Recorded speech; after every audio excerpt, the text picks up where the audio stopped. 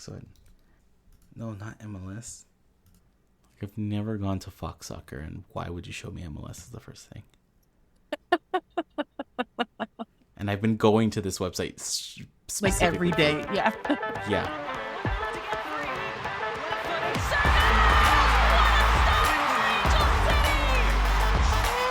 Riley comes in. Angel City on the board. Corner kick presented by Cedar Sinai. Shifty work into the box. And across. It's in. Oh, it's LaRue. It's a dream return.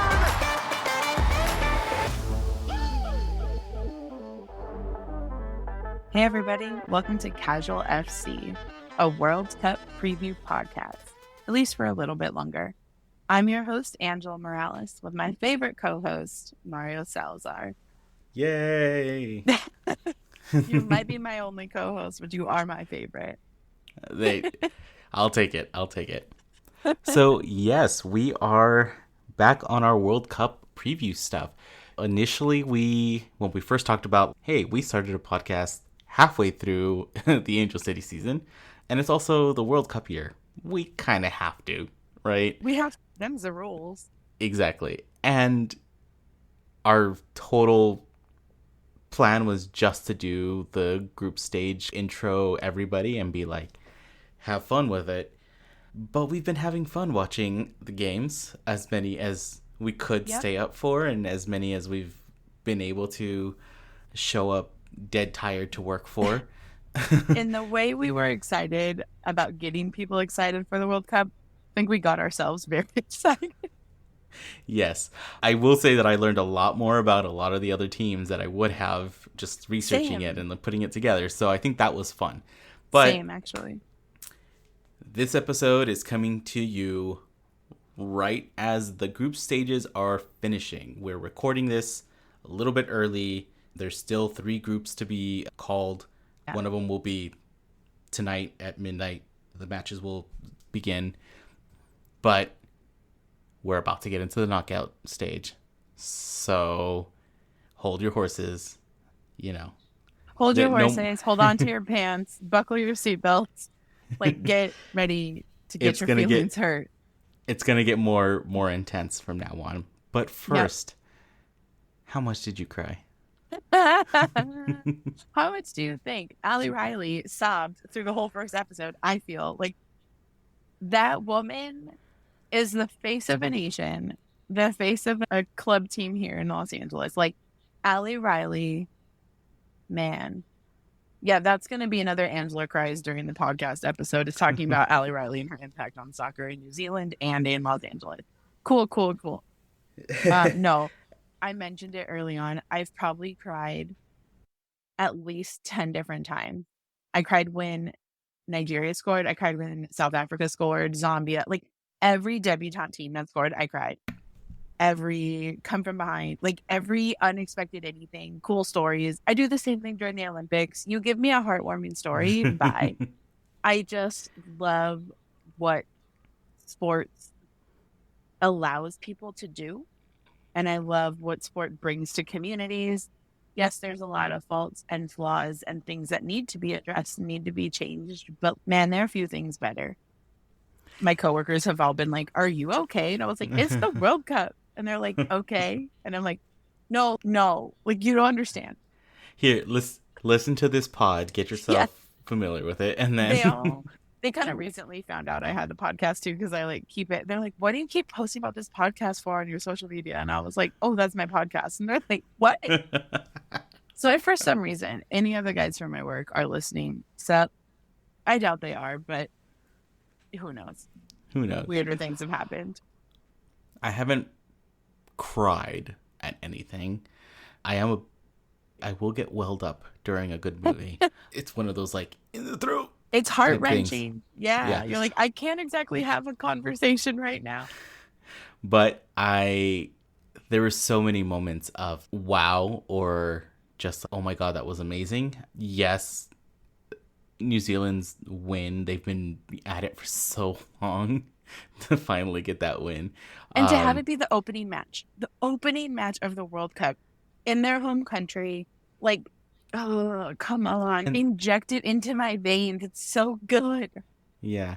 And every debutante team, I was rooting for them to that was my thing. It was like, at least let them score. If everybody has them completely written off and you're a debutante team, you're not really going to do much in this tournament, at least get that point. You might lose 10 to 1, but you got one. You got one. That was the main thing. A lot of them got those points, right? And then just all of these great things that have happened. That's what the World Cup is for. Mm-hmm.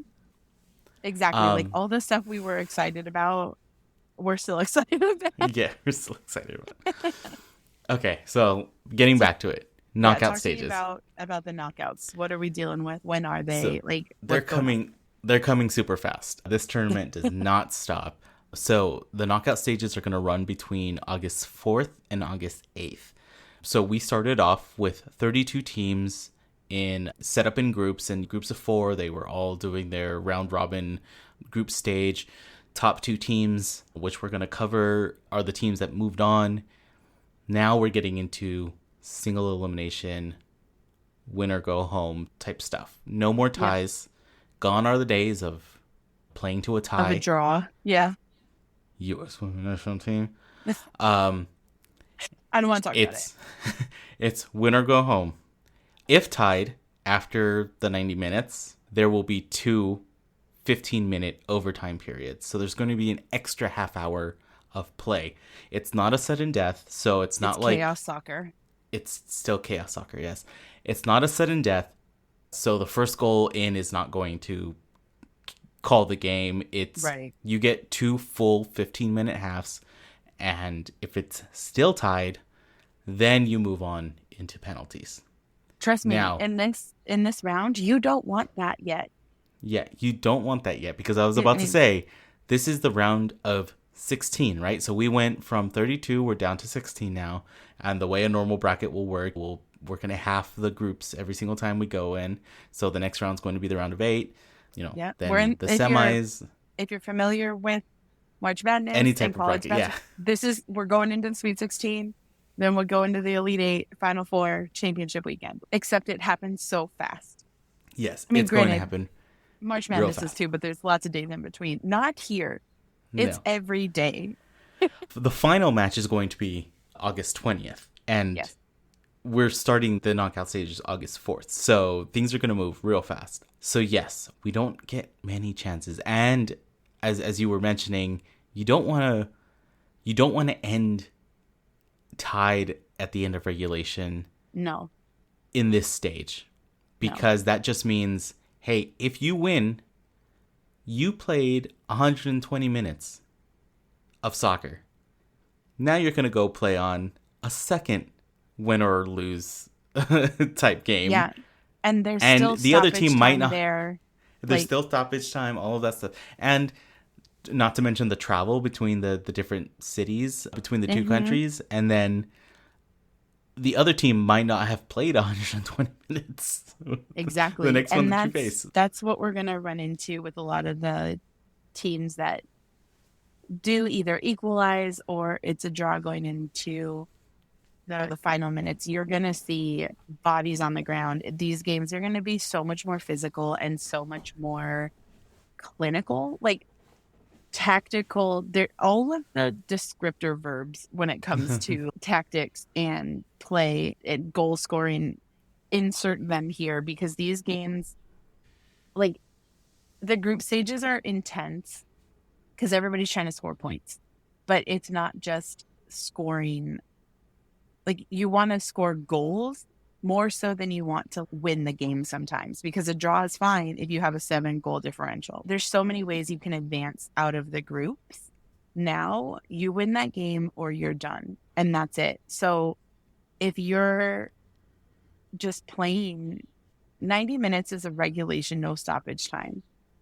That's not the case. That's not what we've been getting. Normally, we've been getting like 7, 10, 12-minute stoppage times. And even just 4 or 5 minutes for normal people, like, that's not a long time. But when you've already been running for 100, you want 5 more? No. Yeah. You want to add 30 more on top of that, plus whatever extra time they put on top. And then you want to prep yourself and try and see if your legs still work for penalties. No, thanks. Don't do it. Just win. No, don't do it. Here's our tip, our casual FC tip for all the teams at the World Cup. Don't do it. Just win. Just win in the first regulation period. It's regulation time.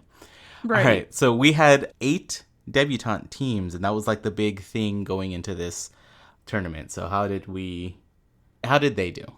I hate to say this because it discounts everything they actually did. None of our debutantes qualified. Haiti, Morocco, Panama, Philippines, Portugal, Republic of Ireland, Vietnam, and Zambia. None of them made it out of the groups. But that's not to say that they weren't really freaking close. I want to say that every single one of them had a moment of note. Uh-huh. So it wasn't like they were completely swept under the rug and bye-bye. Like, yes, some of the teams ended up with 0 points. Yeah, I think Panama was the one that, like, quote unquote, did the worst, but they made it to the World Cup. Like, what? I think they had a draw. I don't remember. Everything's kind of a blur right now, but like every team there made history in some way. In some way, yes. And then look, you've got the Philippines who were like a hair's width away of qualifying, which we'll get into in a bit. You have Portugal, who was a hair's width of qualifying, which neither one of us want to talk about. Exactly. Morocco had an amazing match. Zambia scored. Zambia was amazing. So much fun to watch.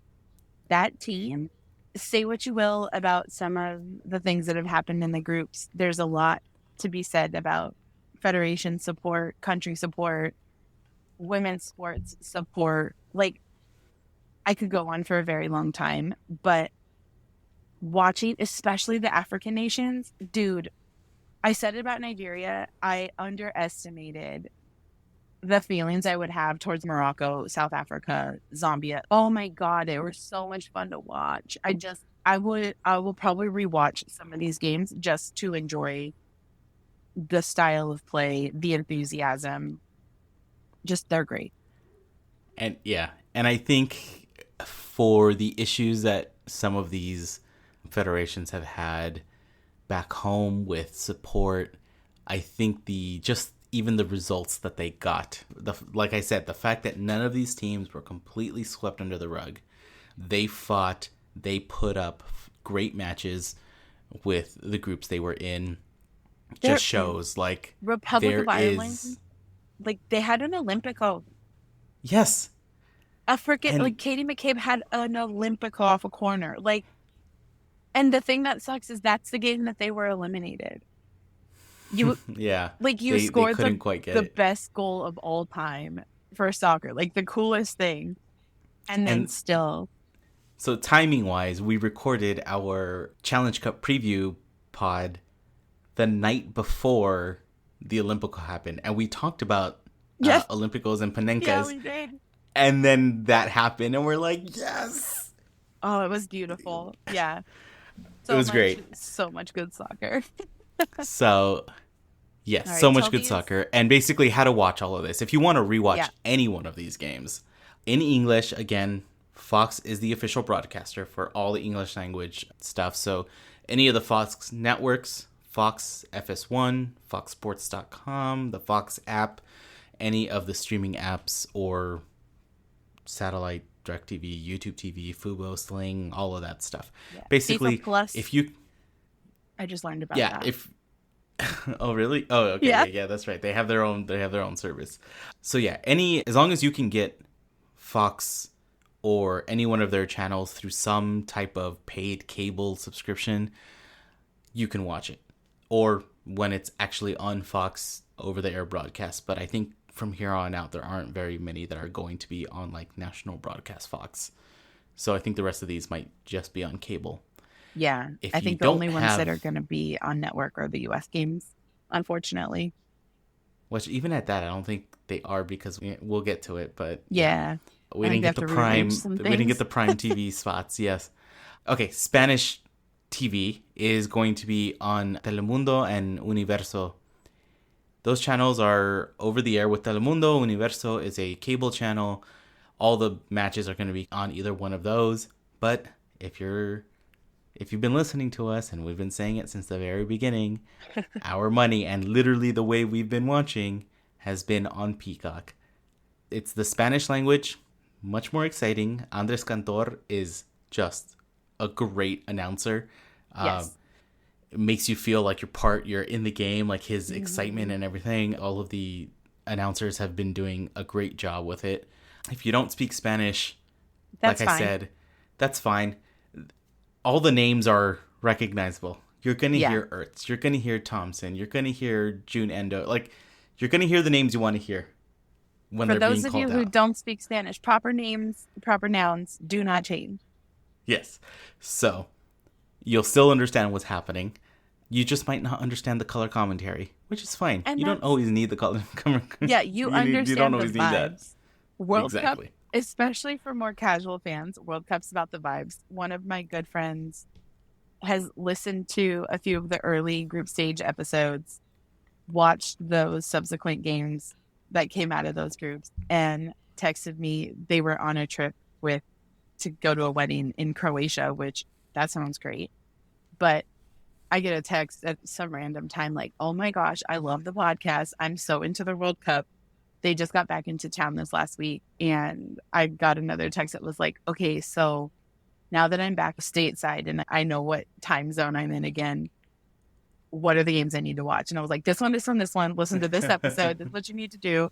And she was just like, oh my God, this is the best. I've been listening on Peacock because that's the streaming network that they have. And she was just like, I kind of wish I could listen to English. I was like, you don't. You don't. For many reasons, I do my best to keep my personal opinions on different commentators and talking heads and things like that to myself. Nobody wants to hear Alexi Lawless. Nobody wants to hear him. Especially on the podcast, okay. because I have a vested interest in all of this long term. But yeah, exactly. Nobody and other things and people. Yes. But okay, yes. just listen to the games in Spanish and do yourself a favor. And Peacock is what, $5.99 a month? Yeah, so like it's cheaper. It's $5.99 for the entire month for all of the World Cup. It's gonna end in 2.5 weeks. 2.5 weeks. So, yeah. $5.99, you get all the games. You get to rewatch them whenever you want. You know, Peacock sponsor the pod. So with all of that, either one. With all of that, keep an eye on our social feeds. I've been posting. I had our big, beautiful, like I laid them out times and everything. And, you know, it's one of those things where you release something and then you're like, yeah, I did them by day.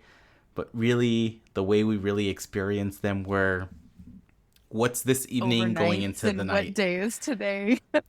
And what day is today and all of that stuff. So I just started posting up text versions on our Instagram stories of, okay, tonight in prime time, here's this match. Okay. At midnight, which is technically the next day, but you're going to be like rolling into it, are these matches. So just keep an eye on our feed. We'll always provide the right times, when to watch them, when to get ready for them. Yeah, and with thanks that all to being everyone, really quick, sorry.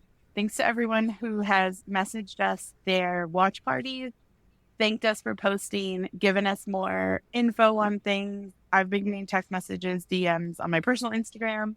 We've gotten a ton on the podcast account. Like, it's just cool to have people be excited with us. So thank you.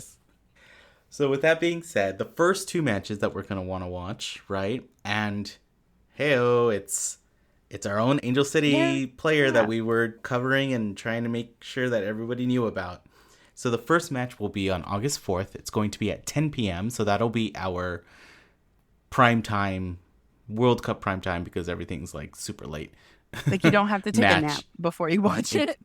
Exactly. You won't have to take a nap before you watch it. And it'll be Norway versus Japan.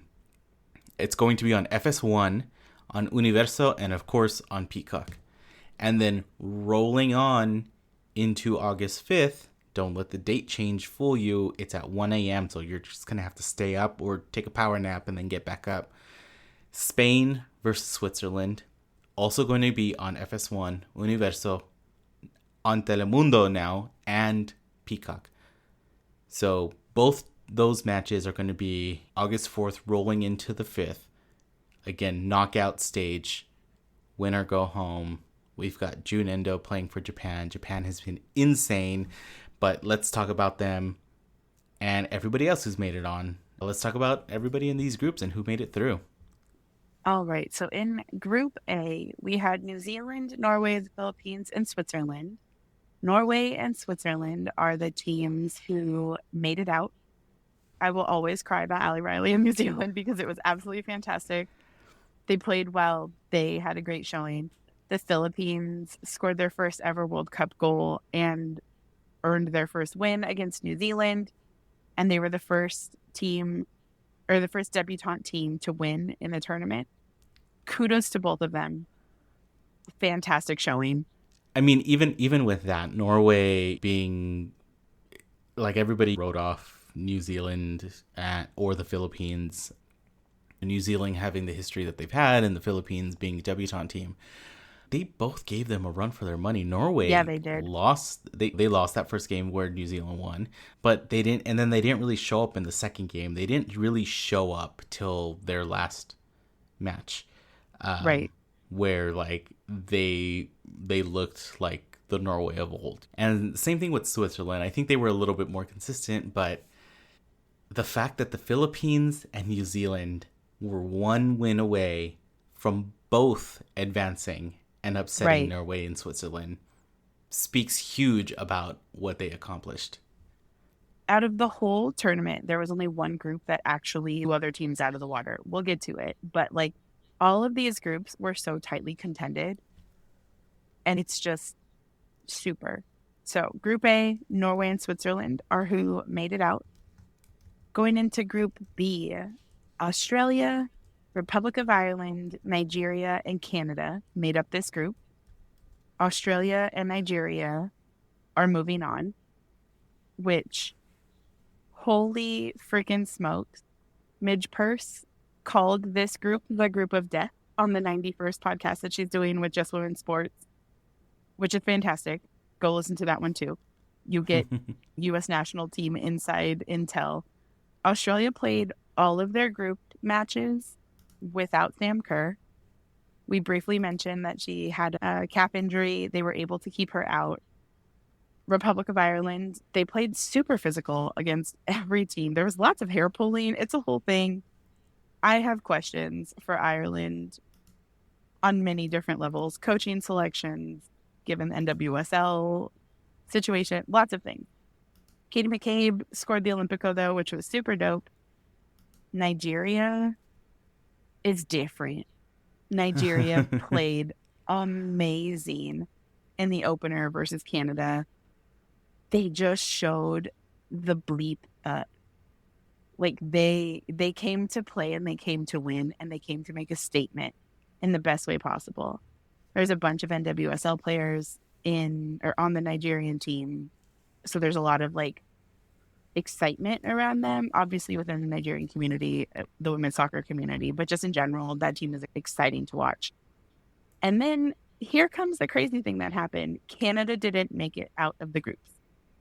Yeah, they didn't make it out of the groups. And if you listen to our preview pod with Canada, Sinclair was one of the two players that were looking to score in their 6th consecutive World Cup and unfortunately did not make it.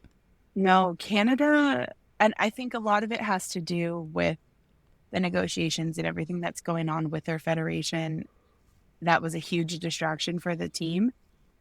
They played like they forgot they were at the World Cup, and it was really sad because not everybody on the team played that way. It's like when you have a few people that are like, yeah, we're in it, let's do it, but the rest of the team isn't, it makes for a difficult way to win. This is the first time in Women's World Cup history that the Olympic gold medal winners from the previous Olympics didn't make it through. That's Yeah. interesting. It's like, oh, and this is Sophie Smith's last World Cup. It's rumored to be Sink's last. Like, we don't know.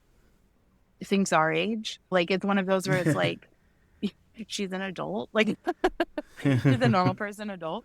It's one of those things like, what's going to happen? Like, what is happening? And I really hope upon hope, but I'm not, what's the word? I'm not like hopeful, if that makes sense, that the negotiations with the Canadian Soccer Federation will be great, because instead of looking at this like, oh, we should have just figured this out and not bothered the players about pay and everything, I have a feeling it's going to be one of those conversations like, see, you didn't win, so why should we fund you? Which is dumb.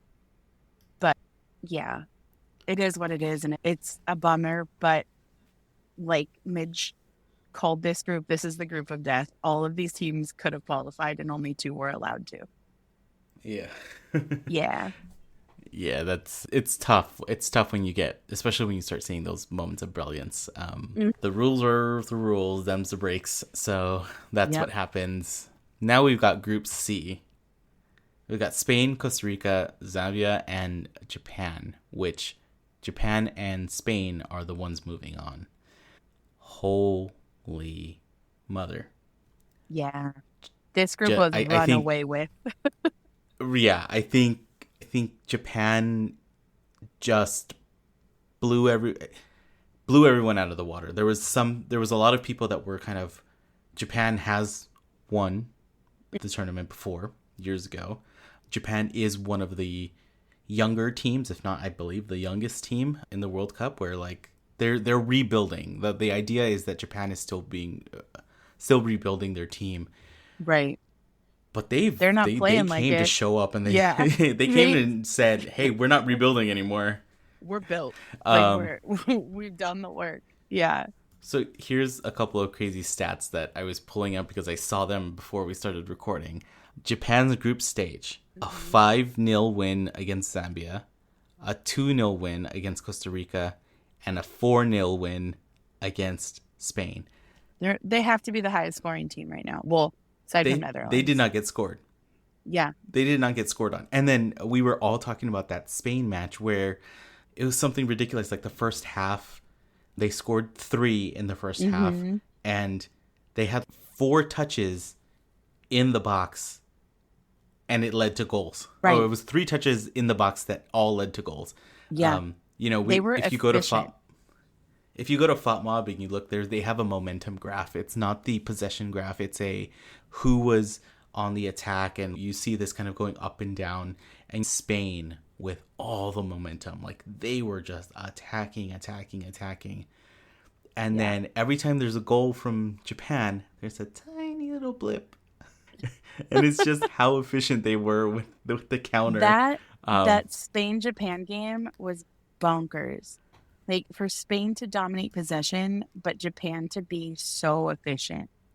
Like, they basically like, oh, you want to hang on to the ball? Sure, thanks. I'll just borrow it for this 10 seconds and score. You can have it back. No big deal. Yeah.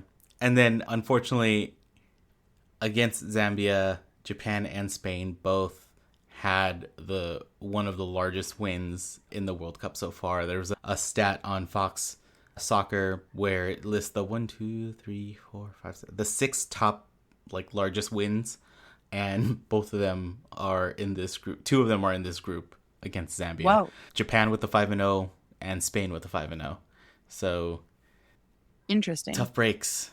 Yeah. But that's not to say Zambia didn't. That's not to discount that they didn't play. Right. They showed up. They may not have scored, but they were definitely there, and they made a couple moves. They didn't just get steamrolled. They made clubs work for it, and they played really well. And that's one of those. I just want to see investment.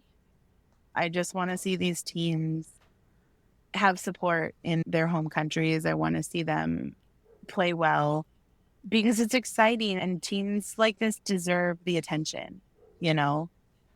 Yeah. So with all of that, Spain moving on, and they're big wins. Really, Spain and Japan were actually the first teams to qualify to the round of 16.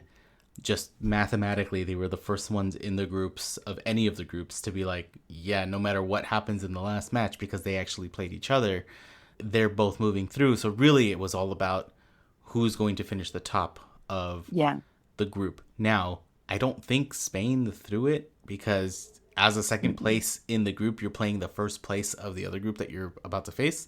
So it just means you're playing the considered better team. But no, Japan just had an amazing time. And June Endo, I mean, if the whole point of us so well. The whole point of us focusing in the group stage, the groups that we did because of the Angels that we had on those teams. Oh my, June is having such a great tournament that I hope this gives her. She's had moments of brilliance when she's played with us. She's had that one amazing goal that everybody's still upset that got called back. Honestly. And you know what? I think that really it got in her head, and that one got in her head. I think this World Cup and her performance so far, she's going to come back lights freaking out for Angel City. Right before she left, she also had that amazing goal with, I think it was was it with Paige? No. I don't remember. Yeah. I just remember June kicking it from like her side of the pitch all the way across to the other side, and then someone just sliding, just a beautiful slide kick right into the top bin, and it went like right up into the top of the net, and beautiful goal, and it was just a great thing. And I think that was like the last game she played on before she left. I'm hoping that whatever momentum she gets, whether honestly they have a chance to make it all the way through, Spain, they're a real threat. Just be the team to beat, or not Spain, Japan might just be the team to beat if they make it all the way through, or if they get knocked out at whichever point they do. I just hope that Endo comes back with that just light and that spirit and just amazing momentum, and just brings it back. And let's get Becky Tweed some more wins. Right. So let's bring those heavy hitters home on a high. And then going into Group D, we have England, Haiti, Denmark, and China. And the two teams that qualified are England and Denmark. Now, to be honest, this section in our notes is very light. We tried to watch as many games as we could. I've got 2 kids. I've got some crazy work hours recently. I didn't get to it. I didn't really honestly get to any of the England or any of the Group D matches. Were like the 3 a.m. games that I was just like, I can't. Yeah, I can. I can maybe do the 12 or like 12 a.m. or the 1 a.m. matches. 1 a.m. like pushing it. I might watch like the first half. But yeah, when it was like the 3, 4, 5 a.m. ones, there's no way. So Group D, England and Denmark have qualified. They're the ones moving on, and we'll keep going. Yep. Group E. Okay. Okay. We're here. Let's talk about this. All right. So the U.S., Vietnam, Netherlands, and Portugal. The U.S. and the Netherlands qualified. Actually, let me flip that around. The Netherlands and the U.S. qualified. The Netherlands won the group. The U.S. won second. Did they win second? They just so happened to come in second. Because that's kind of how it feels right now. Yeah, they fell backwards into second. Yeah. Okay, let's before we dig into that, let's talk about the Netherlands. They're just insane. Again, going back to that stat of the largest wins in World Cup this year, or this tournament, the Netherlands with a 7-0 drubbing of Vietnam. So that's in our group, and the Netherlands just completely wiped them. And that's how the Netherlands came in first. Yeah. They scored approximately 1 million goals versus Vietnam. And then Vietnam, Ended the tournament with no points. They lost every single one of their matches. But honestly, they had an amazing debutante showing. Yeah. Their first match was against the U.S., and they showed up. Like, the U.S. still won 3-0 against Vietnam, but the U.S. had to fight for those 3. Right. Vietnam was better than everyone expected them to be, from everything I saw online, all the commentary. Yes. All of that. They showed up, but it's hard when you're coming in playing the reigning champions, the reigning runners-up. What are you supposed to do? Yeah. And you know what? There was a huge PK save, a penalty kick save from the U.S. that Vietnam had. Like, the goalie 100% blocked that.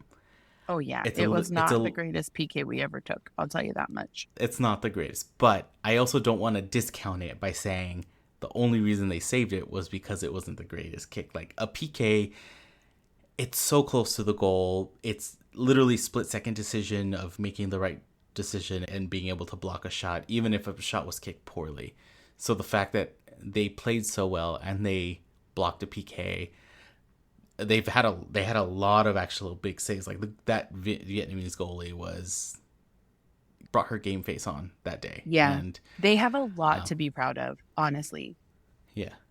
Portugal and too. Then Portugal too. Portugal, again, another debutante team, but they are good. They're fast, They're efficient, they played so well. Everybody thought the Group E was going to be like a wash, basically. Wash, whatever the opposite of the group of death is, because they had 2 debutante teams on there with 2 of the powerhouses, right? US and the Netherlands. But they both gave them a run for their money, and Portugal really showed up. The majority of their team plays on 2 different teams. And it's like 7 players on one, 11 players on the something like that. So they're used to playing together. They're used to, they have a cohesion that you don't see in a lot of national teams because so many of them play together on the club level. And just, man, thank goodness. I just want to send a very special thank you to the goalpost last night that saved the goal that would have knocked out the U.S. So into it. Portugal was the last match against the U.S. and it was a draw, which was enough for the U.S. to advance. Unfortunately, that means the U.S. was that close to fully being eliminated from the tournament. They did win their opening match against Vietnam 3-0. Which was our saving grace, truly. Yes, that was honestly the only reason. Against the Netherlands was a draw, right? Yeah. And then Portugal was a draw, and that just happened to be enough. There's so many questions, a lot of questions that are over my head about Vlatko, about coaching style, but I do know from the casual that I am that you need to make subs. And that was the number one issue that everybody was talking about was, why didn't he sub? And yeah, during that game against the Netherlands, basically the rematch of the 2019 final. Yep. No subs till the very end. And there's a lot of questions on player position. Like JJ, Julie Ertz, is playing center back. So she's a defender, which that's where she started. But she has been historically playing in the midfield for the U.S. That's where most of us know her from. And no one really understood why she was never moved up and why, Alana Cook wasn't brought in to backfill on defense. There was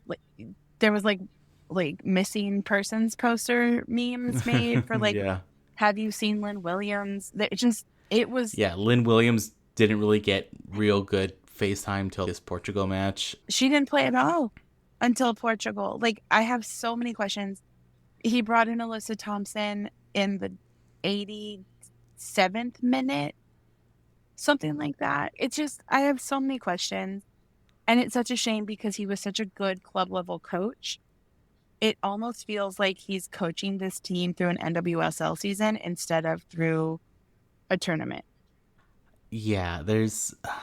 Yeah, because I don't understand why you burn through your legs. Like, these games are long. There's a lot of them. Yeah, the group Like, stages sub out your defenders. are grueling. Sub out, and then... Yeah, and these knockout stages aren't... They're going to be not much easier, you know? Yeah. Like, the intensity is just going to get there. So, you know what? Like we said, we are the most patriotic during the World Cup that you'll ever see us. We're still bleeding red, white, and blue. I just have questions for one man. Some questions and a little bit more red anger to the coach. But we still believe from here on out, things can change. You're only as good as your last match. A scrappy win is a scrappy win. You know, you don't have to win pretty. You just got to win. Although it's nicer when you win pretty. It's really nice when you win. So yes, let's keep that going. Come on, guys. Yeah, gals, absolutely. Girls, women, people, folks. Jeez. Okay. Yeah. So that's Group B. Lots going on. So Group F. Now we've reached the point where we are recording before these groups are completely done. Yeah, like when we finish recording this, I'm probably going to tune in to watch the game from this group. Yeah, I don't have to go to work early tomorrow, so... Unfortunately, I got... After we record this, I'm going to start working on work because I have to deliver something before 8 a.m. tomorrow. Oh, that's right. That's right, yeah. But, yes, we are going into Group F, which are going to be the midnight matches after this recording. France, Jamaica, Brazil, and Panama. So, this group if you have been dicey. looking, it's dicey. I think these last couple groups are getting a little dicey, and that's just the beautiful chaos of the third group stage match. I've been posting. I did my first ever actual TikTok that I recorded myself. You did? Not that it was like from one of our recordings, guys. I don't social. I can Instagram. Like, I can, yeah. We're elder millennials. Like, we started social media, but, like, now it's getting hard. Yeah. So, I did a too long didn't read of all the group stages, like, a day ago or so. And I did cover a lot of the groups that didn't play at the moment. Just distilling the information that's out there about all these crazy permutations. So, in Group F, we have France, Jamaica, Brazil, Panama. Panama, out. Really, it's down to France, Jamaica, and Brazil. France and Jamaica can move on with a win or a draw, essentially. Brazil is a absolute must-win if they want to qualify. They cannot draw because they won't have enough points. So these games are going to be pretty great. And I'm sad that I'm probably not going to be able to watch them because I'm like dead tired. So I will find out in the morning what happens, but... So far, there has been some crazy brilliance in this group. Yeah, there's been a lot of fun soccer coming out of this group. There's just so much to talk about. Brazil needs to win if they want to move on. I want them to move on because I want more Marta. If we don't get Sync breaking a record, I need Marta to do it. So, homegirl, either you score tonight... or you score tonight. Like, I want this for them so badly. But at the same time, I want Jamaica to come through. I don't know how I feel about France. I'm a toss-up. I have no real allegiance to the French team, but Jamaica deserves the world. Brazil, I want to see how flashy and crazy they're going to get. Like, Ari Borges, in her first World Cup appearance, scores her first goal, and then scores her first hat trick. Like, what? 3 goals in one game by the same person in the opening match for them. Like, just amazing. And, like, Panama, they're playing great. And we talked about their goalkeeper, Yanith. And I really, really hope that someone, I want to say, like, Angel City, but at the same time, like, I'm over here, like, Team Angelina after the last game. So I don't know. I want someone in the NWSL to swoop her up so she has more opportunity to play. She's young. She's very, very good at what she does. And I want her to have opportunity to play and get reps, and same for the rest of the team. But I'm very curious who is going to advance out of this group because nobody knows. Yeah, and unfortunately, the two teams we want to see go through, Brazil and Jamaica, are the ones that are playing each other. I know, I hate it so much. So they're going to knock each other out essentially. Mm-hmm. Let me just look it up real quick, just in case. I just didn't want to go that deep into the permutation, but Yeah, I think it's if Panama beats France, then there's tiebreakers, and I don't know what happens there, but okay. Brazil So, has to win. unfortunately, the two teams that we want to see go through are the ones playing each other. They're essentially going to knock us out. But to go one level deeper in the whole permutations of all this craziness, there is a possibility for Brazil to move through with a draw, and that's only if Panama defeat France. Right. If Panama defeats France and Brazil and Jamaica tie, then I believe they can both make it through. I think so. I Yes. don't remember. It's Yes, so yes, much they like can. this group breaks my brain. It does. But yes, I think Jamaica and Brazil can both progress with a draw only if Panama beats France. So very, very, very slim let's chance. go Panama. Yes. A draw will see Jamaica most likely moving on. It's just complicated now.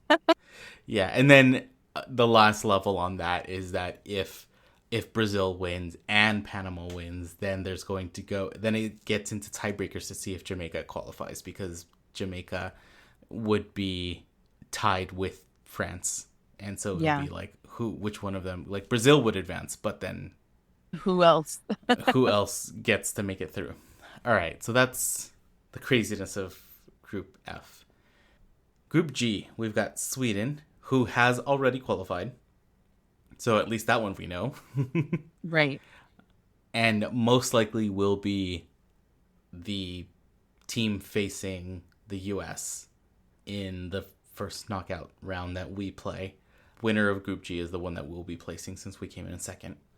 Then we've got South Africa, we've got Italy, and we've got Argentina. And this one is an even bigger mess. So the breakdown of this one this is insane.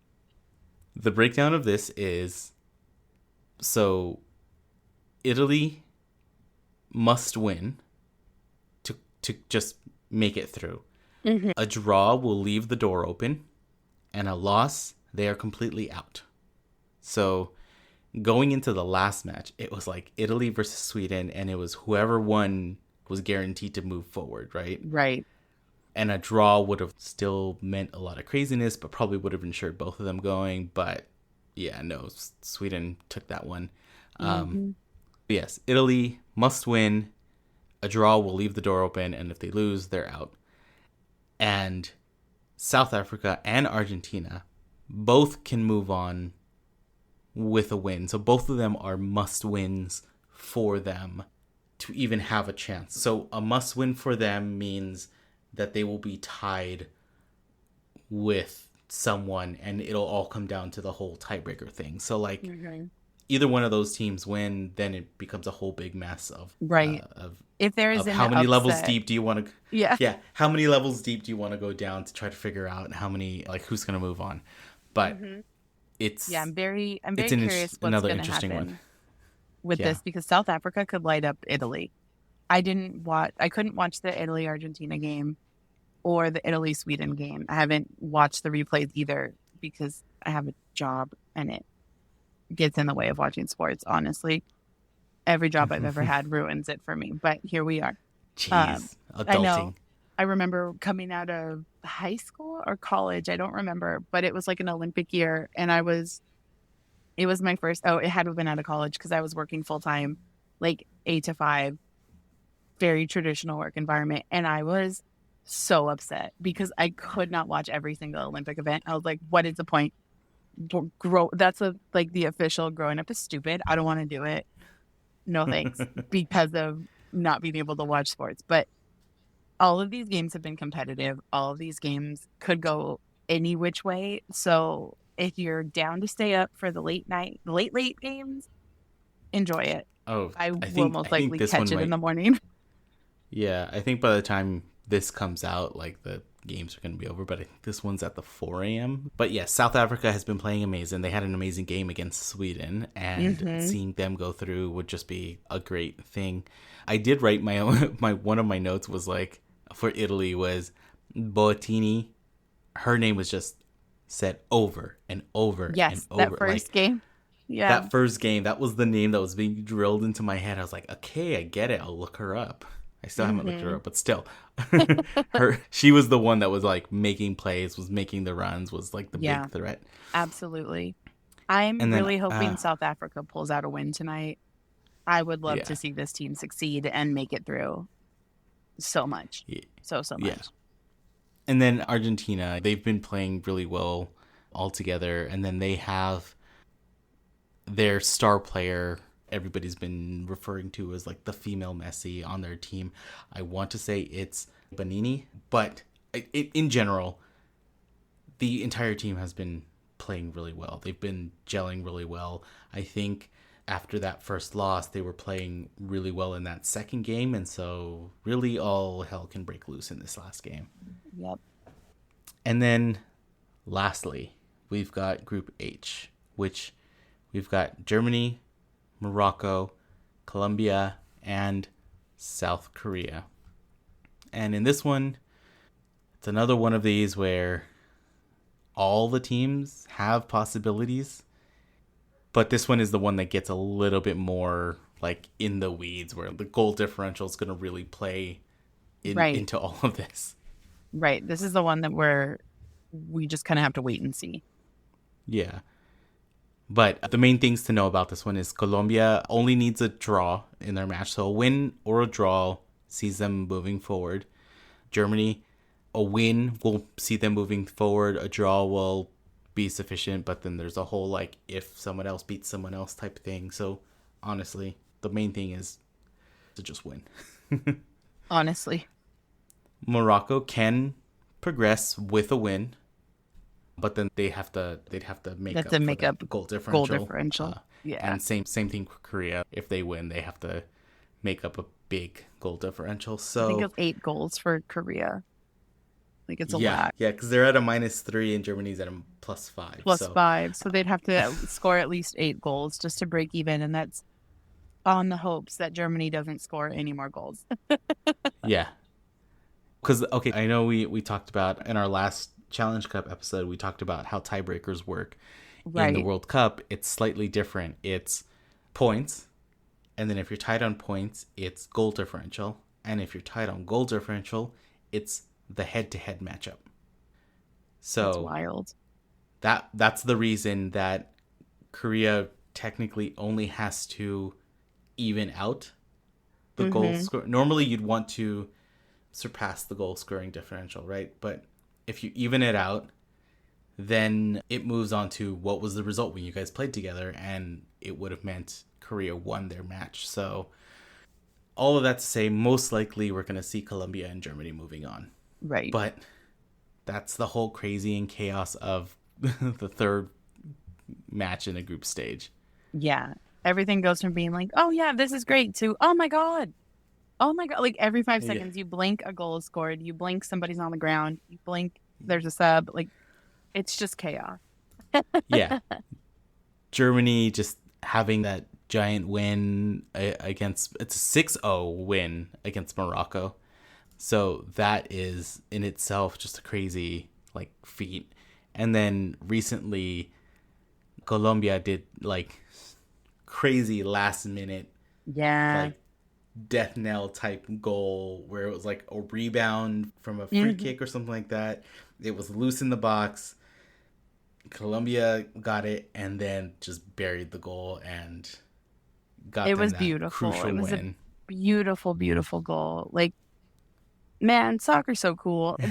I'm getting to the point like where I'm just like, I can't believe I grew up thinking that soccer was like a sport I didn't want to play, or it's still not a sport I want to play, but that I couldn't appreciate, because now I'm just like, World Cup, NWSL, UEFA, like all, like Australian League. Everything is just, my brain is overrun. Yeah. In soccer now. It's funny because I think we all have something like that where we're like, we totally appreciate it now more than Oh, we ever absolutely. did when we were younger. And it's just a matter of whatever your surroundings are. Mine in particular has been musicals. I love musicals I did not now, know this. but I love never, this so much. I We have never, so much more to talk about. I never grew up with them. And Right. besides like Mary Poppins or something like that, but there's a lot of people that go deep dive into them, and I'm just like, all right, cool. Yeah, I'm not there yet. Yeah, you're a casual fan. Yeah. I'm the casual musical fan, yes. But we love going to plays and musicals. We have our season tickets to the Amundsen Theater in downtown. So, like, we go to all the shows, and whenever it's a musical, it's always been great. We just watched Into the Woods. Oh, how was it? It was great. It was fun. We've never seen it before, so it was a fun time. So yeah, I think there's all these things. You know, me growing up, I had the appreciation for soccer. I played soccer and all of that stuff. But it was also one of those things where it's like, at a certain point, it almost felt like I had to. Mm-hmm. Like Right? culturally, almost like it. Yeah. Yeah. And so there's a little bit of I like what I'm doing, but there was also a slight little bit of I resented it. Like you hit that Yep. teenage angst level of like, Yeah, where you're like, I don't I want just want to hang out with my friends. I don't want to do what you said, Mom, Dad. I think there was a little bit of regression, but then totally getting back into it recently and all of that. And especially with the women's game, it's been really fun and really fun to learn about all of this. So that's our coverage of the round of 16. Hopefully this helps with keeping an eye on some of these matches that you might be focused on just the U.S. women's matches. And I don't blame you for that. Go for it. We've all got some words for the coaching staff on that one, but check out some of these other matches. I mean, you're going to be up at weird hours anyways. You might as well get Catch- invested. Like, Get invested. Watch some more matches. And if anything, watch the matches that we have our Angel City players on. We've got absolutely. we've got Alyssa Thompson and Julie Ertz with the U.S. team. We've got June Endo playing with Japan. And possibly our Angel on loan with Allison Swaby moving on with Jamaica. So Who scored and won the game and freaking changed the cards for Jamaica? So get excited. Go watch Swabes. Her and her sister are like balling out. It's so cool. I'm sorry, I forgot to say that during the group. it's all good. And Yeah, it's just great. so we'll do the quick subscribe and follow us on all the platforms, Apple Podcasts, Spotify, Google. Check out the website, casualfc.com. You'll actually find all the links to everything that we've uploaded or will ever upload or future places to upload. They'll all be there. Or you can actually listen to the episodes on the website too. But, you know, go ahead and get to one of those on your phone and just hit the subscribe button. Then you'll get us there all the time. Follow us on all our social feeds, Casual FC Pod on Instagram, Twitter, X. It's still twitter.com if you go to it, but it has the stupid X symbol now, so whatever. My app updated and I hate it. Give me my little bird back. Yeah. TikTok or Threads with the like fun little swoopy at symbol. We're on there. We're elder millennials learning how to use stuff. Give TikTok and Forgive Threads some us. time before we get there. And then help us out, right? If you've listened this far, if you listen to any one of our episodes, share the pod, share it with some family, some friends, someone who might be soccer curious and you want to get them into it. During the summer, we're going to have some really great off-season content that we've been thinking about, just talking about the culture around Angel City, the supporters, what the front office does in the community, and even soccer explainers for the ultra casuals out there. Yeah, we've got a lot would be of great. good stuff coming up. Good stuff. So share the pod, leave a comment, rate, review, do all that stuff. If anything, just tell someone about it. Also, we've got stickers, so if you ever see us at a game or just DM us at game time, we'll probably be in the stadium and we'll meet you up and give you some free stickers. So thank you for listening and have a great tournament. See you soon. Bye. Bye.